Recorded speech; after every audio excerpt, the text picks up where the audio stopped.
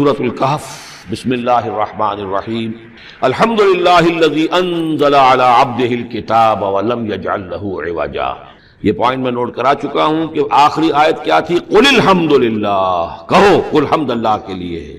یہ آخری آیت تھی سورہ بنی اسرائیل کی، اور سورہ کہف کی آیت شروع ہو رہی ہے الحمد للہ الذی، گویا کہ اس حکم کی تعمیل جو ہے اس سے آغاز ہو رہا ہے اس سورہ مبارکہ کا۔ اس کو میں نے کہا تھا یہ انٹر لاکڈ ہیں دونوں صورتیں جو ہیں، جیسے آتا ہے تورات میں کہ حضرت یعقوب اپنے بھائی عیسو کی ایڑیاں پکڑے ہوئے تولد ہوئے، یہ جڑواں پیدا ہوئے تو دو بھائی عیسو اور یعقوب۔ عیسو بڑے تھے، یعنی بڑے اس معنی میں جو بھی ہوتے ہیں جڑواں، ان میں جو پہلے جس کی ولادت ہو جائے وہ بڑا ہوتا ہے، چاہے 2 منٹ کا فرق ہو 5 منٹ کا فرق ہو۔ تو اس کی ولادت کے بعد پھر حضرت یعقوب کو عقب کہتے پیچھے کو، پیچھے آنے والا یعقوب، اس لیے ان کا نام پڑ گیا ہے کہ یہ پچھلا ہے۔ جو پہلا تھا وہ عیسو تھا، عیسو کے بارے میں کچھ معلوم نہیں، ان کی اولاد وغیرہ کدھر گئی، بہرحال وہ ایک علیحدہ بحث ہے۔ تو اسی طریقے سے یہ سورہ کہف جو ہے گویا کہ سورہ بنی اسرائیل کی ایڑیاں پکڑے ہوئے قرآن مجید میں وارد ہو رہی ہے۔ اس میں آپ دیکھیے الحمدللہ الذی انزل علی عبدہ، وہی اللہ تعالیٰ نے اللہ کے اپنے رسول کی جو نسبت ہے اس کو عبد کے نمایاں کیا ہے، کتاب نازل کی ولم یجعل لہ عوجا، اور اس میں کوئی کجی نہیں رکھی، قیما، سیدھی، ٹھیک ٹھیک، روشن، مبین، لینذر بأسا شدیدا۔ اب یہ ہے لفظ جو بہت زیادہ غور کرنے کے قابل ہے۔ اس کتاب کے حضور پر نزول کے مقاصد میں سے ایک یہ بھی ہے خبردار کر دیں ایک بہت بڑی آفت سے۔ ویسے باسن جب واحد آتا ہے تو عام طور پر اس کے معنی جنگ ہوتے ہیں، جب جمع میں آتا ہے تو سختی، مصیبت، بھوک، فاقہ، یہ سارے بأسا۔ آیت البر میں بھی ہم نے پڑھا والصابرین فی البأساء والضراء وحین البأس۔ باسا جب جمع میں آیا ہے تو فقر و فاقہ، تکلیف، مصیبت، اور حین الباس جنگ کے وقت۔ تو ان دونوں کو ذہن میں رکھیے، بہت بڑی آفت، بہت بڑی آفت، بہت بڑی آفت ایک تو ہے دجالی فتنے کی، دجال المسیح الدجال جو آنے والا ہے، جس کے بارے میں حدیث میں آتا ہے کہ کوئی نبی اور رسول ایسا نہیں گزرا جس نے اپنی قوم کو دجال کے فتنے سے آگاہ نہ کیا ہو، اور پوری انسانی تاریخ میں دجال کے فتنے سے بڑا کوئی فتنہ نہیں، اور وہ ہر بندہ مومن کے امتحان کے لیے کڑا ترین جو ہے مرحلہ آ جائے گا، سخت ترین امتحان اس کا لیا جائے گا۔ تو یہ جو سختی ہے اس کی خبر دیتے ہوئے یہ سورہ مبارکہ نازل ہو رہی ہے، اور خاص طور پر اسے باسن اگر جنگ کے معنی میں لیں تو الملحمۃ العظمیٰ، کتاب الملاحم، جو کہ آپ دیکھیں گے احادیث کی کتابوں میں پورا باب ہے کتاب الملاحم، اور اس کا تعلق بھی دجال کے ساتھ ہے، کیونکہ پھر دجال ہی کو قتل کریں گے حضرت مسیح علیہ السلام نازل ہو کر۔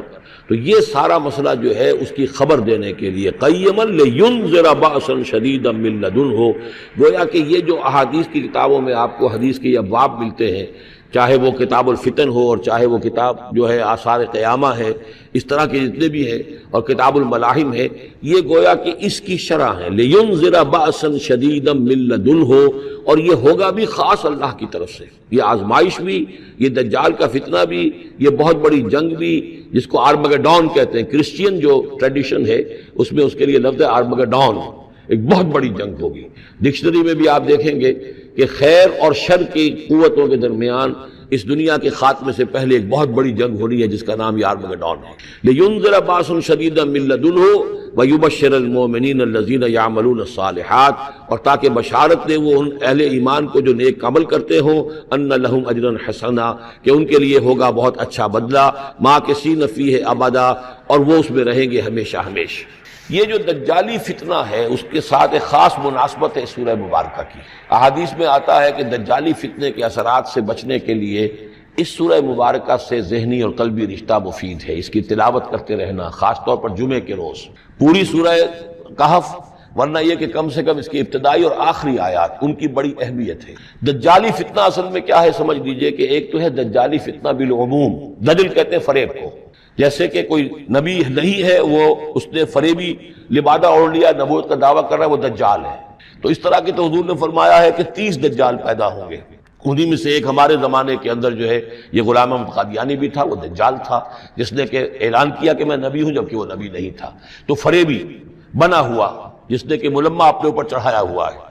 اسی طریقے سے دجالی فتنہ یہ جو ہے اس پوری دنیا میں اس وقت جو فتنہ ہے وہ یہ ہے کہ مادہ پرستی کا اتنا غلبہ ہو چکا ہے ذہنوں کے اوپر، افکار کے اوپر، لوگوں کے نظریات کے اوپر، لوگوں کے اخلاق کے اوپر، لوگوں کے اقدار جو ہیں، ویلیوز جو ہیں اس کے اوپر، کہ وہ آخرت کو بالکل بھول گئے، اللہ کو بھول گئے، اسباب کے اندر گم ہے، مسبب الاسباب سے ذہول ہو گیا، دنیا ہی دنیا ہے، آخرت کو بھولے ہوئے ہیں، مادہ ہی مادہ ہے، روح سے کوئی سروکار ہی نہیں۔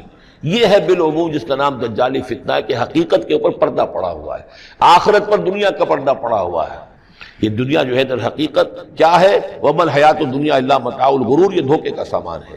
اصل زندگی کو اس نے ڈھانپا ہوا ہے، ہم نے یہ سمجھ لیا کہ زندگی یہی ہے، اسی کے لیے بھاگ دوڑ محنت صبح و شام، اسی کے مستقبل کی فکر ہے، لیکن اصل زندگی اس کی کوئی فکر ہی نہیں ہے۔ باقی ایک دجال جو ہے جو آئے گا، وہ معاملہ احادیث کے اندر بھی بڑی طوالت کے ساتھ ہے، اور اس میں کافی پیچیدگیاں بھی ہیں، بعض چیزیں جو ہیں ایک دوسرے سے کچھ مختلف بھی ہیں، اس میں پھر اہل علم کو بہرحال مطابقت پیدا کرنی پڑتی ہے۔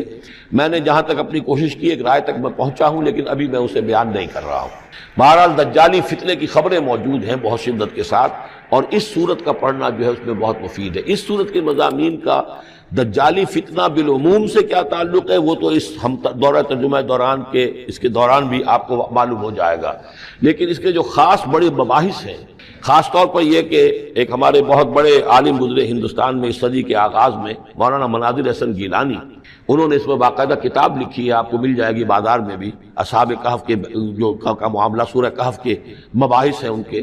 میں نے اس کو اپنی ایک تقریر کے اندر کسی خطاب جمعہ میں سورہ کہف کے مضامین کا خلاصہ بیان کیا تھا، جس کا عنوان ہے دنیا کی حقیقت۔ ظاہر بات ہے تفاصیل زیادہ جو ہیں وہ میرے لیے ممکن نہیں ہے کہ اس دورہ ترجمہ کے دوران بیان کر سکوں۔ وَيُنذِرَ الَّذِينَ قَالُوا اتَّخَذَ اللَّهُ وَلَدًا، اور خبردار کر دے ان لوگوں کو جنہوں نے کہا کہ اللہ نے بیٹا بنایا۔ یہ ساری دجالیت جو ہے اس کی جڑ کیا ہے؟ مسیحیت، جو موجودہ مسیحیت ہے، جو حقیقت میں مسیحیت نہیں ہے، پالزم ہے، جس کی بنیاد تثلیث پر ہے کہ اللہ کا بیٹا بنا دیا حضرت مسیح علیہ السلام کو، اور انہیں کفارہ بنا دیا تمام جو بھی مان لے ان کو ان کے گناہوں کا، پیش کی معافی ہے ان کے گناہوں کی جو حضرت مسیح پر ایمان لے آئے، اور نمبر 3 شریعت ساقط کر دی، اور نمبر 4 سارا اختیار جو ہے وہ پوپ کے ہاتھ میں دے دیا گیا کہ تم جو چاہو جس چیز کو چاہو حلال کرو، جس چیز کو چاہو حرام کر دو۔ ان چیزوں نے مل کر نفس مذہب کو اس قدر قابل نفرت شے بنا دیا کہ یورپ کے عوام کے اندر مذہب کے خلاف شدید نفرت پیدا ہو گئی۔ چنانچہ اس کے بعد جب مسلمانوں کے زیر اثر وہاں پر علم پھیلا ہے، ہسپانیہ کی یونیورسٹیوں سے علوم اور فنون جو ہیں، یہ فرانس اور اٹلی اور جرمنی کے نوجوان آتے تھے، اور وہاں آ کر وہ قرطبہ اور غرناطہ اور طلیطلہ کی یونیورسٹیوں سے پڑھ کر جاتے تھے، تو ان کے زیر اثر جو ایک ریفرمیشن شروع ہوئی، اصلاح مذہب، اور ایک رینائسنس، تحریک احیاء العلوم، وہ جو اصل تو تحریک تھی اس بات کی کہ انسان علم کی طرف دوبارہ رجوع کرے، لیکن یہ کہ وہ علم جب آگے بڑھا ہے تو وہاں پہ عیسائیت کے خلاف جو رد عمل تھا اس کی وجہ سے اس میں مذہب کی دشمنی جو ہے اس تحریک کے اندر خود بخود شامل ہو گئی۔ تو مذہب سے بیزاری، روحانیت کا انکار، آخرت سے بالکل بے پرواہی اور اس کا بھی انکار، اور خدا ہے یا نہیں ہے اس سے کوئی سروکار نہیں، یہ جو اس تہذیب کے اصل میں اثرات بنے ہیں سارے، یہ اسی غلطیوں کا یہ اثرات ہیں، نتائج ہیں کہ جو عیسائی مذہب کے اندر جو یہ تحریفات کر کے جو غلطیاں کی گئی ہیں، اس کو یہاں کہا گیا ہے کہ ان لوگوں نے کہ جنہوں نے یہ عقیدہ ایجاد کیا، ما لہم بہ من علم، ان کے پاس اس کے لیے کوئی علمی سند نہیں ہے، ولا لآبائہم، نہ ان کے آباء و اجداد کے پاس کوئی سند تھی، کبرت کلمۃ تخرج من افواہہم، بہت بڑی بات ہے جو ان کے منہ سے نکل رہی ہے، بہت بڑی گستاخی ہے جو یہ اللہ تعالیٰ کی شان میں کر رہے ہیں، ان یقولون الا کذبا، یہ نہیں کہہ رہے مگر جھوٹ، سراسر سیدھا سفید جھوٹ بول رہے ہیں، فلعلک باخع نفسک علی آثارہم، تو اے نبی شاید کہ آپ اپنے آپ کو ہلاک کر لیں گے ان کے جو اثرات پڑنے والے ہیں، عیسائیت کے اس غلط عقیدے کے جو نتائج برآمد ہوئے ہیں، جب یہ نتائج ظاہر ہوں گے تو وہ اتنے سنگین ہوں گے، فلعلک باخع نفسک، کہ ان کے احساس سے اور ان کے ادراک سے شاید کہ آپ اپنے صدمے سے اپنے آپ کو ہلاک کر لیں، ان لم یؤمنوا بہذا الحدیث اسفا، اگر یہ لوگ اس حدیث پر، اس قرآن پر، یہ بات جو بتائی جا رہی اس پر ایمان نہ لائے، اس پر ایمان نہ لائے، اپنے اس غلط عقیدے پر قائم رہے، اس غلط مذہب کو انہوں نے برقرار رکھا، تو اس کا جو رد عمل ہوگا نوع انسانی پر، اور اس سے تاریخ انسانی اور انسانی ثقافت جس غلط رخ پر پڑے گی، جو دجالیت کا فتنہ اسے جنم لے گا، ان تمام چیزوں کے اثرات سے شاید آپ کو اتنا صدمہ ہو کہ فَلَعَلَّكَ بَاخِعٌ نَفْسَكَ عَلَىٰ آثَارِهِمْ إِن لَّمْ يُؤْمِنُوا بِهَٰذَا الْحَدِيثِ أَسَفًا إِنَّا جَعَلْنَا مَا عَلَى الْأَرْضِ زِينَةً لَّهَا، ہم نے زمین کے اوپر جو کچھ ہے اسے اس کا گہنا بنا دیا ہے، بناؤ سنگھار بنا دیا ہے، زینت بنا دیا ہے۔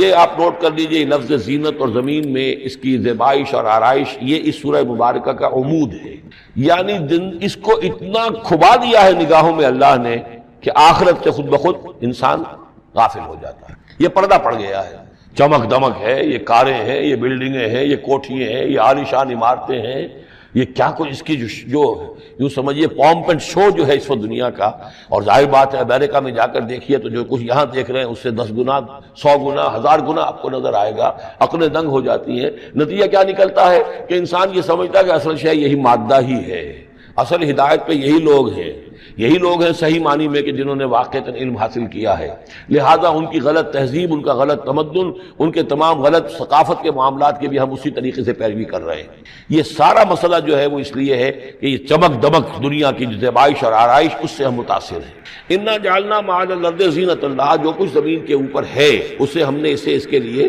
بناؤ سنگھار بنا دیا، لنبلوہم، تاکہ ہم آزمائیں ان کو، ایہم احسن عملا، کون ہے ان میں سے اچھے عمل کرنے والا۔ یعنی اب یوں دیکھیے وہ شعر جو ایک ہے، اگرچہ ذرا تھوڑا سا شان باری تعالیٰ کے اعتبار سے تو شاید اتنا مناسب نہ ہو، لیکن یہ کہ مفہوم کو ادا کرتا ہے کہ رخ روشن کے آگے شمع رکھ کر وہ یہ کہتے ہیں ادھر آتا ہے دیکھیں یا ادھر پروانہ جاتا ہے۔ ایک طرف ذات باری تعالیٰ ہے اور ایک طرف یہ دنیا ہے، اس کی چمک دمک ہے۔ اب یہ پروانہ جو ہے یہ انسان، اس کا امتحان ہے، آیا یہ اللہ اور آخرت کی طرف جا رہا ہے یا دنیا کی طرف اور دنیا کی زیبائش اور آرائش کی طرف جا رہا ہے۔ جو زیبائش اور آرائش کی طرف چلا گیا وہ گیا، وہ تباہ و برباد ہو گیا، فقط خسر خسرانا مبین۔ اور جس نے اس دنیا کی زیبائش اور آرائش اس سے منہ موڑ کر وہ جو حقیقت جو اصل حسن ازلی ہے اللہ تعالیٰ کا، اور اس کا جو جلال اور کمال ہے، اور جو آخرت کی نعمتیں ہیں ان کو اختیار کر لیا، وہ کامیاب ہو گیا۔ تو امتحان اتنا ہی ہے کہ رخ روشن کے آگے شمع رکھ کر وہ یہ کہتے ہیں ادھر جاتا ہے دیکھیں یا ادھر پروانہ آتا ہے۔ وَإِنَّا لَجَاعِلُونَ مَا عَلَيْهَا صَعِيدًا جُرُزًا، اور یہ کہ جو کچھ بھی اس پر ہے ہم ایک وقت آئے گا کہ اس کو بنا کر رکھ دیں گے جیسے کہ میدان جس میں سے کہ فصل کاٹ لی گئی ہو۔ جب قیامت ہوگی کیا ہوگا یہاں پر اسی زمین کو، نہ یہاں پہ کوئی وہ پہاڑ رہ جائیں گے کوٹ کوٹ کر چپٹی کر دی جائے گی، نہ یہ آپ کے پاس جو ہیں وہ اسکائی اسکریپرز رہ جائیں گے، نہ یہ اعلیٰ شان عمارتیں ہوں گی، کچھ نہیں ہوگا۔ یہ سب برابر ہوگا جیسے کہ کسی کھیت کے اندر فصل کاٹ دی جاتی ہے تو اب وہ پڑا ہوتا ہے ویران۔ وَإِنَّا لَجَاعِلُونَ مَا عَلَيْهَا صَعِيدًا جُرُزًا، ہم اسے کر کے چھوڑیں گے ایسا کھیت کہ جہاں پر چورا پڑا ہوا ہو، صرف بچا کھچا جو ہے وہ اس کا توڑی کا، اور کچھ نہ ہو۔ ام حسبت ان اصحاب الکہف والرقیم کانوا من آیاتنا عجبا، اب یہاں سے اصحاب کہف کی بات شروع ہو رہی ہے، کیونکہ پوچھوایا تھا یہودیوں نے اصحاب کہف کون تھے۔ کیا تم سمجھتے ہو کہ اصحاب الکہف والرقیم، رقیم جو ہے ان کی تختی تھی ایک جس کے اوپر ان کے حالات لکھ کر، جو ان کے ایک جو کہف تھی ان کی غار جو تھی اس کے اوپر لگا دی گئی تھی، تو انہیں اصحاب الکہف بھی کہتے ہیں، اصحاب الرقیم بھی کہتے ہیں، یہ دونوں انہیں ایک ہی گروہ کے نام ہیں۔ کیا وہ تمہارے خیال میں ہماری بڑی عجیب آیات میں سے تھا؟ یعنی واقعتاً بات تو غیر معمولی تھی، لیکن حقیقت میں ہمارے ہاں تو ہماری تخلیق میں، ہماری صنائی میں اس سے ہزاروں گنا زیادہ عجیب باتیں ہوتی ہیں، ہمارے لیے تو وہ کچھ ہے ہی نہیں کسی بھی درجے میں، تم سمجھتے ہو کہ شاید وہ بہت بڑی بات ہے۔ یہ سابق کہف کا جو قصہ ہے، اب میں سمجھتا ہوں کہ پورے وثوق کے ساتھ ہم کہہ سکتے ہیں کہ یہ قصہ کیا تھا۔ دیکھیے جب حضرت مسیح علیہ السلام آئے ہیں تو یہ پورا علاقہ جو ہے فلسطین کا، اور یہاں پہ جو آپ نے تبلیغ کی ہے، تو یہ اس وقت رومن امپائر کا ایک حصہ تھا۔ اگرچہ مقامی طور پر ایک لوکل بادشاہ جو تھا یہودی وہاں پر حکومت کر رہا تھا، لیکن وہ پپٹ تھا، اصل میں تو حکومت جو تھی رومیوں کی، جو رومی تھے بت پرست۔ اور اس کے بعد چونکہ انہوں نے بغاوت کی، حضرت مسیح تو اٹھا لیے گئے سن 30 عیسوی کے آس پاس یا 33 عیسوی کے آس پاس، لیکن اس کے بعد جو ہے ان یہودیوں نے بغاوت کی رومیوں کے خلاف، جس کے نتیجے میں سن 70 عیسوی میں ٹائٹس رومی نے تو ان کی حکومت بھی ختم کی اور بیت المقدس کو برباد کیا، یروشلم کو تباہ کیا، 1,33,000 یہودیوں کو قتل کیا اور ان کو بھیج دیا، نکال دیا وہاں سے باہر۔ اس وقت کا معاملہ یہ ہے کہ اب کوئی اکے دکے جو بھی رہ جاتے تھے یہاں پر، کوئی یہودی یا عیسائی، یہودیوں کو تو نکال دیا، عیسائی رہ گئے، لیکن عیسائیوں پر بھی بہت ظلم ہوتا تھا۔ یہ موحد تھے، حضرت عیسیٰ کے ماننے والے، وہ بت پرست تھے۔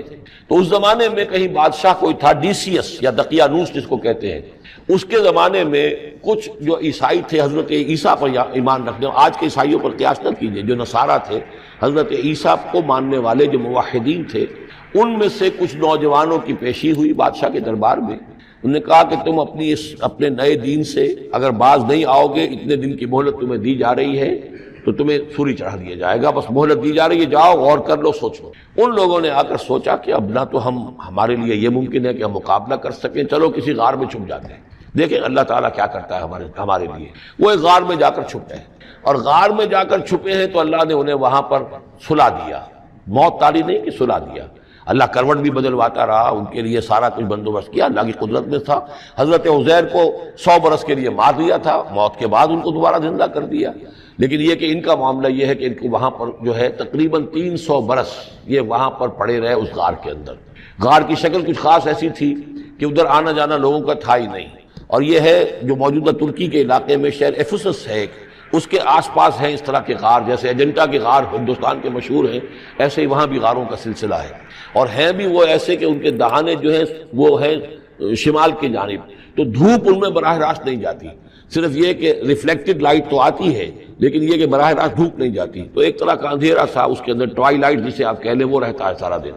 وہاں پر یہ 300 برس تک سوتے رہے۔ اس 300 برس کے عرصے میں یہ ہوا کہ رومن امپائر جو ہے اس نے خود عیسائیت اختیار کر لی۔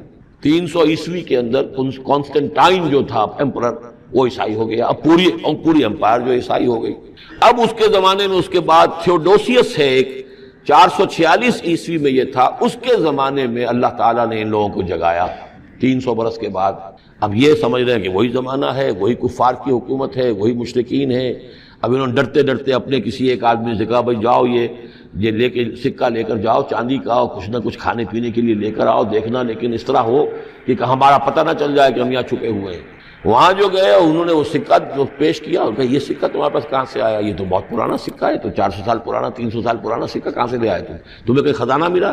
بہرحال اس حوالے سے اب وہ جو ہے وہ پکڑے گئے، ان کی حالت جو ہے وہ جو بات سامنے آ گئی۔ لیکن جب بات سامنے آ گئی تو اب ان کا بہت وہ عزت کی گئی، اس لیے کہ اب تو جو ان کا مذہب تھا در حقیقت پوری مملکت کا مذہب وہی ہو چکا تھا، تو صورتحال تو تبدیل ہو چکی ہے۔ پھر یہ کہ اس کے بعد تفصیل معلوم نہیں ہے کہ غالباً وہ جا کر اپنی اسی غار میں وہ سو گئے ہیں، یا دوبارہ اللہ نے ان پر وہیں پر موت طاری کر دی ہے، اس کا دروازہ بند کر کے اور اس پر ایک تختی لگا دی گئی ہے۔ یہ اصحاب کہف ہے۔ گبن کی جو ہے decline and fall of Roman empire, اس میں بھی یہ 7 سلیپرز، 7 سونے والے، ان کی کہانی موجود ہے۔ یہ چیز جو ہے گویا کہ رومن لٹریچر کے اندر موجود تھی، اس کا جو ذکر موجود تھا، اور قرآن مجید میں یہ امتحاناً سوال کیا گیا حضور سے، تو اس کا جواب دیا گیا کہ یہ 300 برس تک کچھ لوگوں کو سلا دینا، یہ اللہ تعالیٰ کے نزدیک تو کوئی بڑی بات نہیں ہے، تمہارے نزدیک ام حسبت ان اصحاب الکہف والرقیم کانوا من آیاتنا عجبا اذ ابى الفتية الى الکہف، جبکہ وہ نوجوان آئے اپنے اس غار میں، فقالوا، اور انہوں نے کہا ربنا آتنا من لدنک رحمتا، پروردگار اب خاص اپنے خزانہ فضل سے ہمارے لیے رحمت کا بندوبست فرما، وہیئ لنا من امرنا رشدا، اور ہمارے لیے ہمارے معاملے کے اندر جو ہے وہ کوئی عافیت کا بندوبست فرما۔ فضربنا علی آذانہم، تو ہم نے تھپکی دے دی ان کے کانوں پر، فی الکہف سنین عددا، اسی وہ غار کے اندر جو ہے وہ سوتے رہے کئی سال۔ ابھی یہاں اس بات کو نہیں چھیڑا کتنے سال، سنین عددا، متعدد سال وہ سوتے رہے۔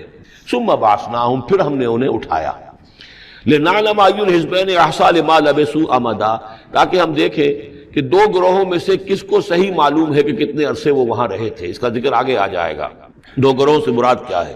اور تیسری اہم ترین آیات کیا ہے؟ آیات قرآنیہ۔ ان تینوں میں گہرا ربط ہے، آیات آفاقی، آیات انفسی، آیات قرآنی۔ ان میں تدبر کے ذریعے، غور و فکر کے ذریعے انسان ایمان حاصل کرے، یہ ٹاپ کا ایمان ہے، یہ انٹلیکچوئلز کا ایمان ہے، یہ صدیقین کا ایمان ہے۔ نمبر 2، ایک ایمان ہے عوام کے لیے، اس کے 2 راستے ہیں۔ نمبر 1، صاحب یقین کی صحبت، جس کے اندر یہ ایمان پیدا ہو چکا ہو، آپ اس کے قریب رہیے، اگر بھٹی کے سامنے بیٹھیں گے حرارت پہنچے گی، اگر آپ برف کی سل کے قریب ہوں گے ٹھنڈ پہنچے گی، صاحب امین صاحب ایمان کی صحبت اختیار کریں گے ایمان سراغ کرے گا۔ یہ ہے عوام کے لیے صحبت، کونوا مع الصادقین، ان کی صحبت اختیار کیا۔ تیسرا ذریعہ ہے جو ہمارے لیے خاص طور پر جو مسلمان پیدا ہوئے ہیں، اب ایک بچہ ہے 7 سال کا، آپ نے نماز پڑھنے کی عادت ڈال دی، پڑھ رہا، اگرچہ غیر شعوری عمر سے شروع کر دیا، اس نے روزہ رکھتا ہے، 9 برس کا ہو گیا روزہ رکھنا شروع کیا۔ یہ اعمال جو ہیں ان سے بھی ایک یقین پیدا ہوتا ہے، جیسے یقین سے عمل پیدا ہوتا ہے ایسے ہی عمل سے بھی یقین پیدا ہوتا ہے۔ جب مداومت کرتے رہیں گے اس پر تو اس سے بھی ایک یقین کی کیفیت انسان میں پیدا ہو جاتی ہے۔ سورہ حجرات میں جو بحث آئی ہے اس کے آخر میں یہی ہے کہ اے نبی یہ بدو جو دعوے دار ہے ایمان کے، یہ آپ پر احسان دھر رہے ہیں، یمنون علیک ان اسلموا قل لا تمنوا علی اسلامکم بل اللہ یمن علیکم ان ہداکم للایمان ان کنتم صادقین۔ یہ آپ پر احسان دھر رہے ہیں کہ ایمان لے آیا، نبی ان سے کہیے مجھ پر اپنے ایمان کا کوئی احسان نہ دھرو، اپنے اسلام کا، بلکہ اللہ تم پر احسان دھرتا ہے کہ اس نے تمہیں ایمان کے راستے پر ڈال دیا ہے۔ جب اسلام پر آ گئے ہو تو عمل کرتے رہو گے، ان تطیعوا اللہ ورسولہ، اگر عمل کرتے رہو گے تو اس عمل کے ذریعے سے بھی تمہارے اندر ایمان پیدا ہو جائے گا۔ تو یہ 3 راستے ذہن میں رکھیے، جو عوام ہے غور و فکر، سوچ بچار، اس کی صلاحیت نہیں یا مواقع نہیں، ان کے لیے یہ 2 راستے ہیں، یقین بذریعہ عمل اور یقین بذریعہ صحبت۔ یہاں سے اٹھا رہے ہیں لوگوں کو، بار بار یہیں آ جاتے ہیں، لیکن ان کو دقت ہوتی، یہاں پہ کوئی صاحب پہلے سے روک دیا کرے نا جو بعد میں گڑبڑ ہوتی ہے۔ تو ایک ایمان ہے انٹلیکچوئلز کا، صدیقین کا، جن کو قرآن کہتا ہے اولو الالباب الذین یعقلون ان فی خلق السماوات والارض واختلاف اللیل والنہار لآیات لأولی الالباب، ہوش مندوں کے لیے، عقل مندوں کے لیے، غور و فکر کرنے والوں کے لیے، اصحاب دانش و بینش کے لیے ہماری کائنات میں ہماری نشانیاں ہیں، غور کرو اور ہمیں پہچانو، خود اپنے اندر جھانکو اور ہمیں پہچانو، اور ہماری یہ آیات جو ہیں ہمارے کلام کی، اس کی آیات جو ہیں ان میں وہ ایمان رچا بسا ہوا ہے، ان پر غور کرو، غوطہ زنی کرو، قرآن میں ہو غوطہ زن اے مرد مسلمان۔ یہ ہے ٹاپ کا ایمان، یہ ہے اصل وہ ایمان کہ جو مطلوب ہے۔ اب باقی حضرات جو ہیں ان کے قریب رہیں گے، ایمان حاصل کر لیں گے، اور جو اعمال اللہ نے بتائے ہیں ان پر عمل کرتے رہیں گے، ایمان حاصل۔ اب دوسری بات کی طرف آئیے، نفاق سے کیسے بچا جائے، اس کے لیے بھی 3 عمل ہیں۔ پہلی چیز، اور 2 چیزیں تو وہ ہیں کہ جو سورہ منافقون ہی کے دوسرے رکوع میں بیان ہوگی۔ پریونشن کیسے ہوگی، بچو گے کیسے؟ دوام ذکر، اللہ کو یاد رکھو، یا ایھا الذین آمنوا لا تلہکم اموالکم ولا اولادکم عن ذکر اللہ ومن یفعل ذلک فاولئک هم الخاسرون۔ دل کو غفلت میں مت آنے دو، دل غافل ہوگا شیطان کا ڈیرا بن جائے گا۔ وہ دوام ذکر میں، البتہ یہ ذہن میں رکھیے کہ دوام ذکر کا ذریعہ کیا ہے، اس میں مغالتے ہیں لوگوں کو، جو سب سے بڑا ذکر ہے اس کو بھولے ہوئے ہیں، اور جو تیسرے چوتھے نمبر کا ذکر ہے اس کو سمجھ بیٹھے ہیں کہ بس یہی ذکر ہے۔ سب سے بڑا ذکر، مجسم ذکر قرآن ہے۔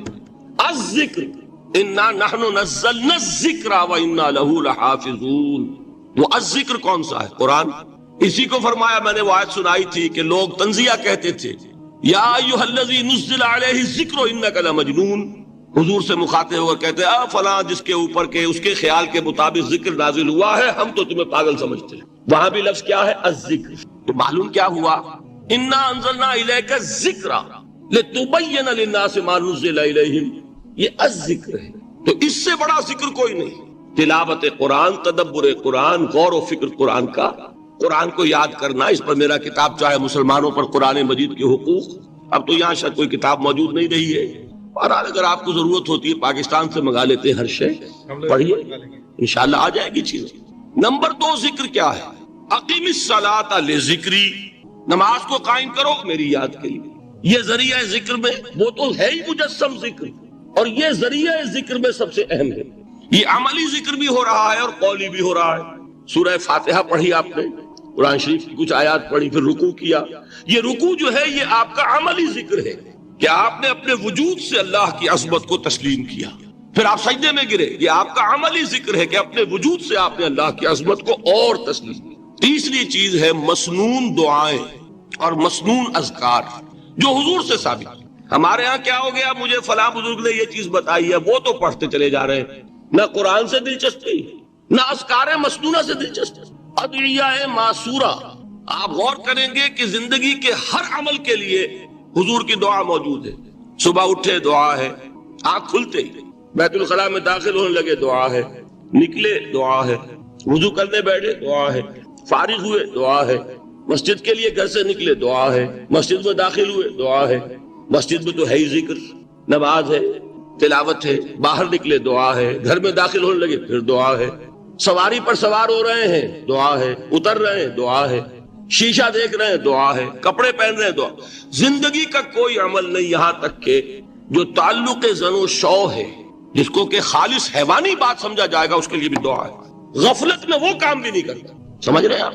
اب آپ غور کیجئے، اس میں کوئی اضافی وقت نہیں لگا، کوئی اضافی پوسچر اختیار نہیں کیا، آپ نے یوں بیٹھو، اس طرح بیٹھو، یوں کرو، کوئی آپ کا وقت اضافی نہیں لگا، جو کام کر رہے ہیں اور آپ اللہ کو یاد کر رہے ہیں، اور وہ اللہ کی یاد اس کام کی مناسبت سے ہے۔ ان ادعیہ معصورہ سے دو تعلق جڑ گئے انسان کے۔ دعا کس سے کر رہے ہیں؟ اللہ سے، جڑا کہ نہیں؟ اور یہ الفاظ کس کے ہیں؟ محمد رسول اللہ کے۔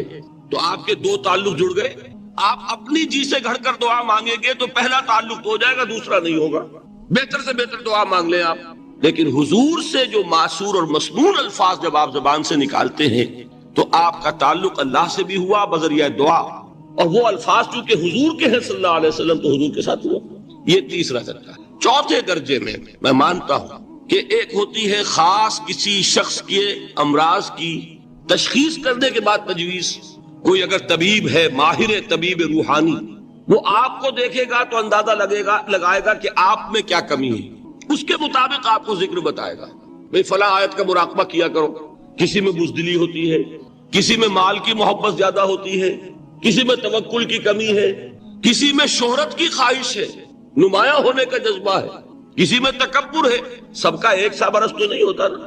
تو یہ در حقیقت اندھے کی لاٹھی سے نہیں چلنے والی بات، یہ تو ماہر کی کا کام ہے کہ وہ تجویز کرے کہ تمہارے لیے خاص طور پر ذکر یہ۔ در حقیقت ہمارے جو یہ سلسلے تھے سلوک کے، یہ بڑے ماہر ہوتے تھے، یہ لوگ بڑے ماہر اطباء تھے۔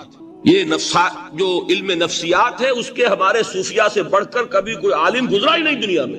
فرائیڈ کیا ہے اور ایڈلر کیا ہے اور یونگ کیا ہے، بچے ہیں۔ ہمارے صوفیاء کرام نے جس طرح انسان کی نفسیات کو سمجھا اور وہ ان کی مناسبت سے تجویز کرتے تھے، لیکن اس کو رکھا جائے گا چوتھے نمبر پر۔ جیسے مولانا احمد علی صاحب فرمایا کرتے تھے، بھائی اس آیت کا مراقبہ کیا کرو۔ مراقبہ کیا مانی؟ اب ان الفاظ کو بھی ہم نے خام خواہ کچھ خاص ایک شکل دے دی۔ مراقبہ کیا؟ توجہ کرنا، دھیان کرنا، خاص اس آیت کے اوپر، اس کے معانی پر اپنے ذہن کو جمانا۔ وہ کیوں ہے؟ تاکہ آپ کے اندر جو کمی ہے اس کی تلافی اس سے ہو۔ لیکن یہ کہاں آئے گا؟ چوتھے نمبر، سمجھ گئے؟ تو نفاق سے بچنے کا ذریعہ، پریونشن کیا ہے نفاق سے؟ دوام ذکر۔ نہ تمہیں تمہاری اولاد، نہ تمہارے اموال، نہ تمہاری تجارت، نہ کاروبار اللہ کے ذکر سے غافل نہ کر سکے۔ پنجابی میں کہتے ہیں کہ ہتھ کارول اور دل یار ول۔ کام کر رہے ہیں آپ، لیکن یہ کہ دل اللہ کے ساتھ لگا ہوا ہے، زبان تر ہے اللہ کی یاد سے۔ جو قرآن یاد ہے، گاڑی میں آپ بیٹھے جا رہے ہیں، 2 گھنٹے آپ کو کار میں لگانے ہیں، قرآن شریف پڑھتے جائیے، اس سے بڑا ذکر ہی کوئی نہیں۔ یہ ہے پریونشن۔ اب اگر مرض ہو جائے تو کیا؟ اس کے لیے 2 چیزیں ضروری ہیں۔ ایک دیکھیے، عجیب ہے یہ، نفاق کا علاج انفاق سے، صرف ایک الف لگانا۔ انفاق کے معنی اور ہے، یہ بنا ہے کس سے؟ نفقت الدراہم، پیسے ختم ہو گئے، مک گئے، یا نفق الفرس، گھوڑا مر گیا۔ تو مال کو کھپانا، لگانا اللہ کی راہ میں۔ اگر دل میں نفاق کی کوئی آلائش آئی ہے تو اس کا ازالہ ہوگا انفاق فی سبیل اللہ سے۔ مال اللہ کی راہ میں دیجئے، صدقہ کیجئے، خیرات کیجئے، دیجئے، اللہ کے دین میں لگائیے۔ جتنا لگائیں گے نفاق دھل جائے، اس لیے کہ اصل سبب نفاق کا ہے ہی حب دنیا، دنیا کی محبت۔ لہذا اس کا ازالہ ہوگا جو سب سے محبوب شے ہے، مال۔ انہ لحب الخیر لشدید، مال محبوب ترین ہے کہ نہیں؟ لہذا اس کو اللہ کی راہ میں لگائیں گے تو وہ نفاق دھل جائے گا۔ اور ایک اور چیز ہے جو بہت اہم ہے، بہت ہی شعوری طور پر اس کا اہتمام کیجئے۔ جس وقت دین کے کسی فرض کی انسان کو سمجھ آ جائے، اس کا شعور پیدا ہو جائے، پھر ڈیلے نہ ہو۔ ذرا سا ڈیلے جو ہے اس پر عمل کرنے میں یہ در حقیقت نفاق کو جڑ پکڑنے کا موقع دینا ہے. Immediate action. ایک بات سمجھ میں آ گئی، فوراً عمل. اس میں شیطان کیا کرتا ہے، ذرا ٹھہر جاؤ، ابھی دیکھو یہ فرض ہے، یہ ذمہ داریاں ہیں، یہ کرنا ہے، وہ پھر لگا دینا اپنے آپ کو. بہت سے لوگ کہتے ہیں بس یہ ریٹائرمنٹ کے بعد تو سارا میں دین کے لیے وقف کر دوں گا. اول تو خدا کے بندے تمہارے اندر رہ کیا جائے گا ریٹائرمنٹ کے بعد؟ سارا تو کھپ چکو گے، رہ کیا جائے گا؟ دوسرے یہ کہ یہ بھی جان لیجئے کہ کار دنیا کسے تمام نہ کر، ریٹائرمنٹ کے بعد کون فارغ ہو جاتا ہے؟ بیٹوں بیٹیوں سے فارغ ہوئے تو. ترمذی اور ابن ماجہ میں حضرت انس ابن مالک رضی اللہ تعالی عنہ سے روایت ہے. ہمارا چینل سبسکرائب کرنا اور نوٹیفیکیشن بیل آن کرنا نہ بھولیے گا تاکہ ہمارا رابطہ برقرار رہے.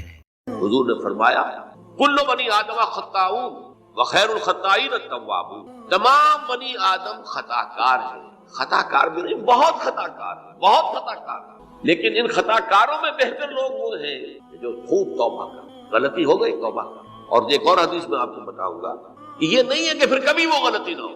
اس وقت آپ یہ لگا لیں اپنے اوپر یہ کام میں نے نہیں کرنا، اور ایک دفعہ وہ کام چھوڑ دیں تو توبہ ہو گئی. پھر اگر کچھ عرصے کے بعد پھر کہیں آپ جذبات کی رو میں بہ گئے، پھر کہیں کوئی برے اثرات جو ہیں وہ پڑے، پھر غلطی، کوئی بات نہیں، پھر ہو گیا. تواب اسی لیے کا بار بار توبہ. تو کل بنی آدم خطاؤون وخیر الخطائین التوابون. دوسری حدیث یہ بھی ابن ماجہ اور بہقی میں ہے، حضرت عبداللہ ابن مسعود رضی اللہ تعالی عنہ. التائب من الذنب کمن لا ذنب له. گناہ سے توبہ کرنے والا ایسے ہے جیسے اس نے کبھی گناہ کیا ہی نہیں. دھل جاتی ہے، تختی دھل گئی. بچے نے تختی لکھی تھی، اس کو دھو دیا، ختم ہو گیا. ایک حدیث تو پڑھ کر میں بھی چونکا. یہ اصل میں اسلوب ہے بیان کا، بتانے کے لیے کہ تمہارے دلوں کے اندر مایوسی کا غلبہ تھا. مایوس اصل میں جو ہے مایوسی یہ ابلیسیت ہے. نوٹ کر لیجیے، مایوسی ابلیسیت کی کا عکس. مبلس کہتے کسے جو مایوس ہو گیا؟ ابلیس. سب سے بڑھ کر مایوس ہے وہ ابلیس. اسے معلوم میرا چھٹکارا تو نہیں ہے، لہذا میں جتنوں کو اپنے ساتھ لے کر جہنم میں جھونک دوں، یہی میری کمائی ہے، میں نے تو بچنا نہیں. تو ابلیس کیسی ہے؟ جو انتہائی مبلس، جو رحمت خدا بندی سے مایوس ہے. اب اس کو دور کرنے کے لیے حدیث سنیے، اور یہ حدیث مسلم شریف کی ہے، صحیحین کے اندر. حضرت ابو ہریرہ سے حضور فرماتے ہیں والذی نفسی بیدہ، قسم ہے اس ذات کی جس کے ہاتھ میں میری جان ہے، لو لم تذنبوا، اگر تم لوگ گناہ نہ کرتے، لذهب اللہ بکم، تو اللہ تعالیٰ تمہیں لے جاتا کہیں اور، ولجاء بقوم یذنبون، اور پھر کسی ایسی مخلوق کو پیدا کرتا ہے جو گناہ کرتے، فیستغفروا اللہ، اور پھر وہ اللہ سے استغفار کرتے اور توبہ کرتے، فیغفر لهم، اور اللہ تعالیٰ انہیں معاف کرتا. اسی سے ملتی جلتی ایک حدیث ہے، یہ امام احمد اور امام بہقی لائے ہیں، اور اس کے راوی حضرت علی ہے رضی اللہ تعالی عنہ. ان اللہ یحب العبد المؤمن المفتن التواب. ان اللہ یحب، اللہ تعالی محبت کرتا ہے اپنے اس بندے سے، العبد المؤمن، جو مومن ہو. اس کی ایک اور بڑی پیاری حدیث آئے گی، المفتن التواب، جو بہت فتنوں میں مبتلا ہو جاتا ہو اور پھر بہت توبہ کرتا ہو. مفتن التواب، لیکن ساتھ ہی پلٹتا ہو، رجوع کرتا ہو، پھر اللہ کے حضور میں حاضر ہوتا ہو، پھر معافی مانگتا ہو. اللہ تعالیٰ کو اپنا ایسا بندہ بہت پسند. اب میں کچھ اور حدیثیں آپ کو سنا رہا ہوں.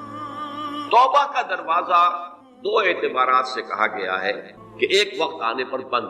ایک حدیث کے تو الفاظ میں نوٹ کر کے نہیں لایا ہوں کہ اللہ تعالیٰ نے توبہ کا ایک دروازہ اتنا چوڑا کھلا رکھا ہوا ہے کہ جس کو عبور کرنا جو ہے وہ سال ہا سال میں، اور یہ بند نہیں ہوتا جب تک کہ سورج مغرب سے طلوع نہ ہو جائے.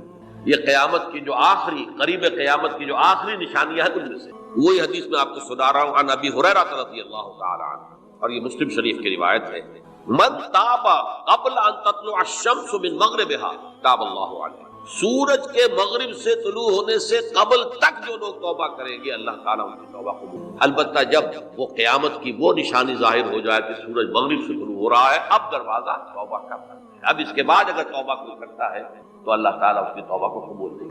یہ تو اجتماعی سطح پر ہوئی. انفرادی سطح پر عن عبداللہ ابن عمر رضی اللہ تعالی عنہما عن النبی صلی اللہ علیہ وسلم قال ان اللہ عز وجل یقبل توبۃ العبد ما لم یغرغر. یہ ترمذی میں ہے حضرت عبداللہ ابن عمر رضی اللہ تعالی عنہما سے کہ اللہ تعالیٰ اپنے بندے کی توبہ قبول کرتا ہے جب تک کہ وہ جسے ہم کہتے ہیں گھنگرو نہ بولنے لگے حلق کے اندر، جبکہ نزع، عالم نزع ہو، اور جان جو ہے وہ آ کر پھر یہاں اٹکتی ہے، تو اس وقت تک دروازہ کھلا ہے توبہ۔ لیکن جب یہ شکل ہو گئی تو دروازہ کھلا۔ یہ انفرادی سطح پر ہو گیا، جب آپ کے موت کے آثار اتنے واضح ہو گئے کہ اب جا رہے ہیں، اب توبہ کریں گے تو توبہ۔ اجتماعی سطح پر جب قیامت جو ہے اس کی وہ گھڑی آ گئی کہ سورج مغرب سے طلوع ہو گیا، اب توبہ کا دروازہ۔ ایک اور حدیث ہے جو میں نے بہت مرتبہ اس کا ترجمہ تو آپ کو بہت دفعہ سنایا ہے، آج میں چاہتا ہوں اس کو پورے متن کے ساتھ آپ کے سامنے رکھوں۔ یہ حضرت انس بن مالک رضی اللہ تعالیٰ عنہ سے مروی روایت ہے، جو حضور کے خادم خاص تھے، اور یہ متفق علیہ بھی ہے، یعنی بخاری میں بھی ہے، مسلم، لیکن تھوڑا سا فرق ہے الفاظ کا۔ تو جو مسلم شریف کی روایت ہے اس کے الفاظ کیا ہے؟ للہ اشد فرحا بتوبۃ عبدہ حین یتوب الیہ، جان لو اللہ تعالیٰ کو زیادہ خوشی ہوتی ہے اپنے کسی گناہ گار بندے کی توبہ سے جبکہ وہ توبہ کرتا ہے۔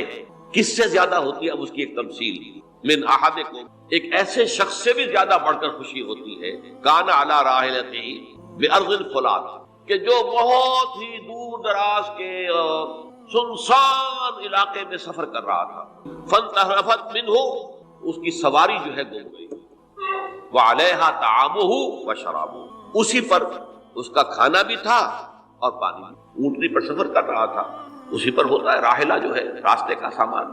اچانک کہیں بیٹھا ہے تھوڑی دیر کے لیے سستانے کے لیے، کہیں اونگ آ گئی اور اونٹنی صاحبہ غائب ہوئی۔ اب آنکھ کھلی اور اس نے دیکھا، فَأَيَّسَ مِنْ، تلاش کر کر کے مایوس ہو گیا، کہیں اونٹنی کا سراغ۔ اب ظاہر بات ہے کسی صحرا میں یہ کیفیت، اس کا مطلب کیا ہے؟ یقینی موت۔ فَأَتَىٰ شَجَرَةً فَاسْتَجَعَ فِي ظِلِّهَا وَقَدْ أَيَسَ مِنْ رَاحِلَتِهِ، تو وہ ایک درخت کے نیچے اس کے سائے میں آ کے لیٹ گیا، گویا کہ موت کی امید۔ فَبَيْنَهُمَا وَهُوَ كَذَلِكَ إِذْ هُوَ بِهَا قَائِمٌ، اس کی کہیں دوبارہ آنکھ لگی ہے، جو کھولا تو دیکھتا ہے اونٹنی تو موجود ہے، کھڑی ہے، تو وہ فوراً اس کی وہ جو رسی ہے وہ پکڑتا ہے، فَأَخَذَ بِخِتَامِهَا ثُمَّ قَالَ مِن شِدَّةِ الْفَرْقِ، اب جو اسے مسرت ہوئی اس کا آپ اندازہ کر سکتے ہیں، ایک یقینی موت کا معاملہ آ چکا تھا، اور اچانک اللہ تعالیٰ نے وہ کھوئی ہوئی اونٹنی جو ہے وہ واپس دلا دی۔ تو وہ کہنا تو یہ چاہتا تھا، اللہ تو میرا رب ہے، میں تیرا بندہ ہوں، لیکن جسے ہم کہتے ہیں کہ خوشی کی انتہا فرط مسرت میں ایسی زبان لڑکھڑائی، اس نے کہا اللہم انت عبدی وانا ربک، اے اللہ تو میرا بندہ ہے، میں تیرا رب ہوں۔ یہ کہتے ہیں تو یہ کیا ہے؟ فرط مسرت، جسے آپ کہتے ہیں خوشی کی انتہا، کہ جس میں انسان جو ہے اتنی بڑی خطا کر بیٹھتا ہے۔ اللہ کو اپنے کسی گناہ گار بندے کی توبہ سے اس سے بھی زیادہ۔ ہمارا چینل سبسکرائب کرنا اور نوٹیفیکیشن بیل آن کرنا نہ بھولیے گا تاکہ ہمارا رابطہ برقرار رہے۔ اس وقت یہ ہے کہ اصل نماز یہی ہے، یہ سورہ فاتحہ۔ چنانچہ میں آپ کو حدیث سنا رہا ہوں جو صحیح بخاری میں بھی ہے، صحیح مسلم میں بھی ہے، جامع ترمذی میں بھی ہے، سنن ابی داؤد میں بھی ہے، سنن نسائی میں بھی ہے، اور بہت سی کتابوں میں۔ اور یہ عن عبادہ بن صامت رضی اللہ تعالی عنہ، حضرت عبادہ بن صامت سے ہے مرفوعا کہ حضور نے فرمایا لا صلاۃ لمن لم یقرأ بفاتحۃ الکتاب، اس شخص کی کوئی نماز نہیں ہے جس نے کہ سورہ فاتحہ کی تلاوت نہیں کی۔ اب اس سے ہمارے ہاں ایک بڑا اختلاف پیدا ہوا، وہ نوٹ کر لیجیے۔ ایک رائے یہ ہے آپ اگر علیحدہ نماز پڑھ رہے ہیں تو ظاہر بات ہے کہ آپ کو ہر رکعت میں خود پڑھنی ہی پڑھنی ہے سورہ فاتحہ۔ جب باجماعت پڑھ رہے ہیں اب کیا شکل؟ امام پڑھ رہا ہے سورہ فاتحہ تو کیا مقتدی کو بھی پڑھنی چاہیے؟ اس حدیث میں جو الفاظ کی شدت ہے اس کی بنا پر رجحان یہ ہوتا ہے کہ یقیناً اس صورت میں ہر شخص کو لا صلاۃ لمن لم یقرأ بفاتحۃ الکتاب، جس نے کہ فاتحہ کی تلاوت نہیں کی، قرات نہیں کی، اس کی کوئی نماز ہی نہیں۔ تو یہ موقف ہے امام شافعی کا، یہی مسلک ہے ہمارے اہل حدیث بھائیوں کا کہ آپ چاہے اکیلے نماز پڑھ رہے ہو، چاہے امام کے پیچھے پڑھ رہے ہو، اور چاہے امام جو ہے وہ جہری رکعت پڑھا رہا ہے اور چاہے سری رکعت پڑھا رہا ہے۔ خاموشی والی رکعت سورہ آپ کو معلوم ہے کہ نماز جو ظہر اور عصر کی ہے تو چاروں رکعتیں جو ہے وہ سری ہیں، مغرب کے اندر آ کر دو جہری ہیں ایک سری ہے، عشاء میں آ کر دو جہری ہیں دو سری ہیں، سورہ اور نماز فجر کے اندر دونوں جو ہیں وہ جہری ہیں۔ تو چاہے جہری ہو چاہے سری ہو، آپ کو بھی لازماً جو مقتدی ہے اسے بھی سورہ فاتحہ پڑھنی ہوگی۔ اب اس کے لیے انہوں نے یہ طریقہ جو ہے تلقین کیا ہے کہ امام تیزی سے نہ پڑھے، رک رک کر پڑھے الحمدللہ رب العالمین، اس کے بعد اتنا وقفہ دے دے کہ جو مقتدی ہے وہ بھی کہہ لے اپنے دل میں یا پڑھ لے الحمدللہ رب العالمین الرحمن الرحیم۔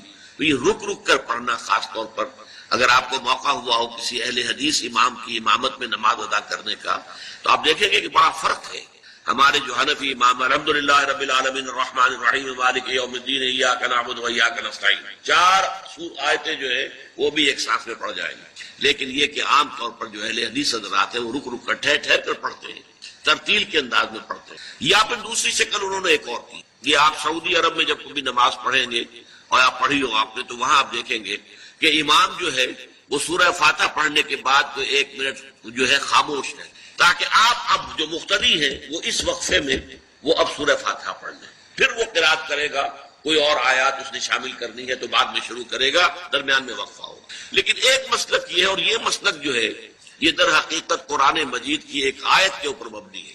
سورہ اعراف کے آخر میں فرمایا گیا وَإِذَا قُرِئَ الْقُرْآنُ فَاسْتَمِعُوا لَهُ وَأَنصِتُوا، جب قرآن پڑھا جا رہا ہو تو توجہ سے اسے سنو، خود خاموش رہو.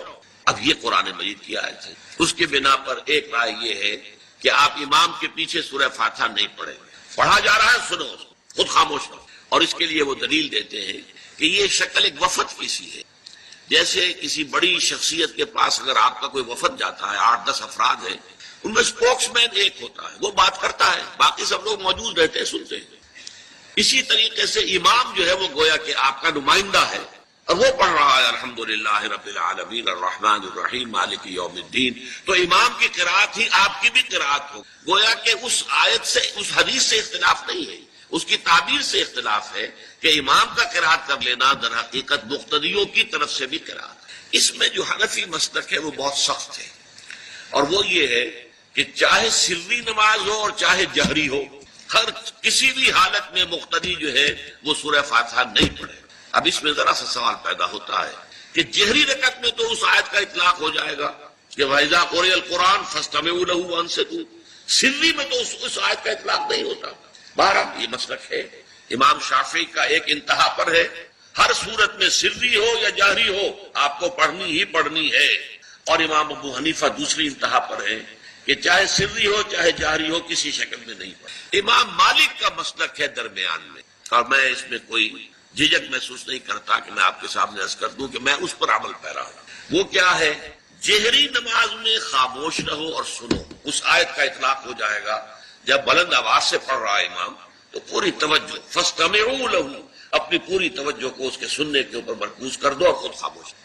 سری رکعت میں البتہ جبکہ وہ بھی خاموشی سے پڑھ رہا ہے حافظ. بہرحال ان چیزوں میں میں نے یہ سب کچھ بیان کیا ہے تو اس سے جو میرا مقصود ہے وہ یہ ہے کہ معلوم ہو جائے کہ اس میں کوئی بڑی بنیادی بات نہیں. نہ یہ کہ جو حنفی ہیں وہ اس حدیث کا انکار کرتے ہوں کہ لا صلاۃ لمن لم یقرأ بفاتحۃ الکتاب، کیسے وہ انکار کریں گے. اور نہ ہی کوئی جو حنبلی ہے یا اہل حدیث ہے وہ قرآن کی اس آیت کا اختلاف سے جو ہے وہ اختلاف کر سکتا ہے کہ اذا قرئ القرآن فاستمعوا له وانصتوا. لیکن یہ کہ اس کے پھر اس سے جو احکام کا استنباط ہے اس میں اختلاف ہو جاتا ہے، تو اس کو نہیں سمجھنا چاہیے کہ یہ کوئی بہت بڑی اہمیت والی بات ہے. بات کے جو فرض نماز ہے اصل اہمیت ہمارے ہاں عام طور پر مذہبی حلقوں میں اور خاص طور پر جو ذرا متصوفانہ انداز کے رنگ کے لوگ ہو، وہ فرض کو تو بس ایسے ہی ادا کر لیتے ہیں جیسے بس اس کی کوئی اہمیت نہیں ہے. بلکہ بعض لوگ وہ بھی ہیں کہ جو فرض کو ترک کر دیتے ہیں. نوافل پر سارا صرف رات کی نماز پر زور دیا جا رہا ہے. فرض نمازوں یہ ہم نے دیکھے ہیں، ایسے لوگ بالفعل دیکھے. یہ تمام چیزیں جو ہیں در حقیقت اس پھر راہ نبوت سے انسان کو ہٹا دینے والی ہیں. فرض کتنا فرض، نفل کتنا نفل. نوافل کے بارے میں جو ہے شریعت سے ثابت ہے، وہ تہجد بھی نافلۃ لک، حضور کے لیے تو لازم تھی، باقی کے لیے لازم. جو قیام اللیل شروع میں تھا وہ لازم نہیں. ہاں رمضان مبارک میں اس کی تشریق ہے، وہ خاص ایک مہینہ ہے، اس میں دن میں کھانا پینا جو ہے وہ حرام کیا گیا، تو رات کو 2/3 رات یا 1/3 کم سے کم 1/3 رات جاگو اللہ کے قرآن کے ساتھ، اللہ کی کتاب کے ساتھ. تو یہ اصل میں جو توازن ہے یہ جو ہے بہت ضروری. ارأیت اذا صلیت الصلوات المکتوبات، حضور آپ نے دیکھا، غور فرمائیے کہ اگر میں جو فرض نمازیں ہیں وہ ادا کروں. اب مثلا ایک حدیث مجھے اور یاد آئی، فرض نماز کی اہمیت کو بیان کرنے کے لیے حضور نے فرمایا جس شخص نے عشاء کی نماز بھی جماعت کے ساتھ ادا کی اور پھر فجر کی نماز بھی جماعت کے ساتھ ادا کی، اس کے لیے پوری رات کا قیام لکھ دیا. فرض کی یہ اہمیت. تو اذا صلیت المکتوبات صلوات المکتوبات وصمت رمضان، اور میں روزہ بھی رمضان کے روزے رکھ لوں، باقی روزہ رکھنا آپ کی مرضی پر ہے، رکھیں، ٹھیک ہے، لیکن وہ جو لازم نہیں ہے۔ نجات کے لیے لازم جو بیس لائن ہے وہ جو عبادات فرض، اس کے بعد جتنا آدمی اضافہ کر سکے، حالات کو بھی دیکھیں۔ بعض حالات ایسے ہوں گے کہ اس میں اصل اہمیت جہاد کی ہو جائے گی، قتال کی۔ اب ایسا حال بھی ہو سکتا ہے کہ اسلامی نظام قائم ہے، اسلامی حکومت قائم ہے، نظام خلافت قائم ہے، تو اب قتال کا معاملہ جو وہ حکومت کے ذمہ ہے، حکومت انتظام کرے گی۔ اگر کہیں 10,000 آدمی چاہیے، 10,000 آدمی نکل آئے چل جانے کے لیے، تو باقی آرام سے گھر میں سوئیں یا نوافل پڑھیں، ساری رات کھڑے رہے، ٹھیک ہے، یہ تقرب بالنوافل کا موقع ہوگا۔ لیکن اگر اللہ کا دین جو ہے وہ مغلوب ہے، پامال ہے، اسے پاؤں تلے رودا جا رہا ہے، شریعت کی دھجیاں بکھیری جا رہی ہیں، عوامر کا استہزاء ہو رہا ہے، اور جو منکرات ہیں ان کی تبلیغ ہو رہی ہے، اس وقت آدمی نوافل میں لگا رہے، وہاں تو فرض ہو جائے گا امر بالمعروف نہی عن المنکر، جہاد، اس کی جو بھی تقاضے ہوں، اس وقت سارے تقاضے اس کو بیان کرنے کا موقع نہیں ہے، اس اصل شے کو، اس فرض کو ترک کر کے نوافل میں لگیں گے، یہ نوافل منہ پر دے مارے جائے۔ اس کو بہت زیادہ نمایاں کرنے کے لیے میں مثال دیتا ہوں کہ ذرا سوچئے، جب دامن احد میں معرکہ جاری تھا اور صحابہ کی جان پر بنی ہوئی تھی، خود حضور کی جان پر بنی ہوئی، آپ کو معلوم ہے آپ زخمی ہوئے ہیں اور اتنا خون آپ کا بہہ گیا ہے کہ آپ بے ہوش ہو گئے اور خبر اڑ گئی کہ آپ کا انتقال ہو گیا، شہید ہو گئے۔ اس وقت اگر کوئی شخص مسجد نبی میں بیٹھا ہوا درود کی تسبیح پڑھ رہا ہو، یا کوئی اور نوافل ادا کر رہا ہو، یا قرآن پڑھ رہا ہو، تو اس کے بارے میں کیا حکم ہے؟ پکا منافق ہے، حالانکہ کام تو وہ اچھے کر رہا ہے۔ درود کی کتنی فضیلت آئی ہے، اور نوافل ہے، یا قرآن کا پڑھنے کا ایک ایک حرف کا 10 ثواب۔